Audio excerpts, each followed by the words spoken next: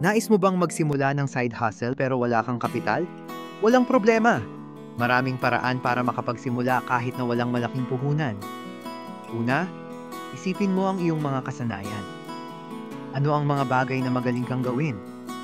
Maaaring ito ay pagsusulat, graphic design, o kahit pagtuturo ng mga asignatura. Ang mga kasanayang ito ay maaaring maging pundasyon ng iyong side hustle. Pangalawa, maghahanap ng mga online platforms na maaari mong gamitin. Halimbawa, kung mahilig kang magsulat, maaari kang mag-apply sa mga freelance writing sites tulad ng Upwork o Fiverr. Dito, maaari kang mag-alok ng iyong serbisyo sa mga kliyente na nangangailangan ng content. Ang magandang balita, hindi mo na kailangan ng malaking puhunan para dito. Kailangan mo lang ng laptop at internet connection. Kung ikaw naman ay may kaalaman sa social media, maaari kang mag-alok ng social media management services. Maraming maliliit na negosyo ang nangangailangan ng tulong sa kanilang online presence.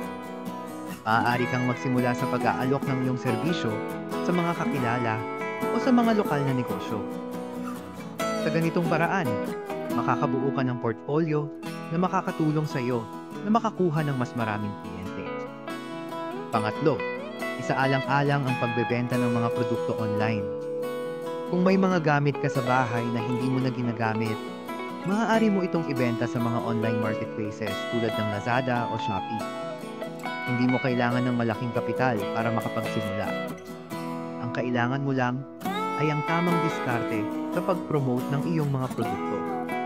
Maaari mo ring subukan ng dropshipping. Sa dropshipping, hindi mo kailangang mag-stock ng mga produkto.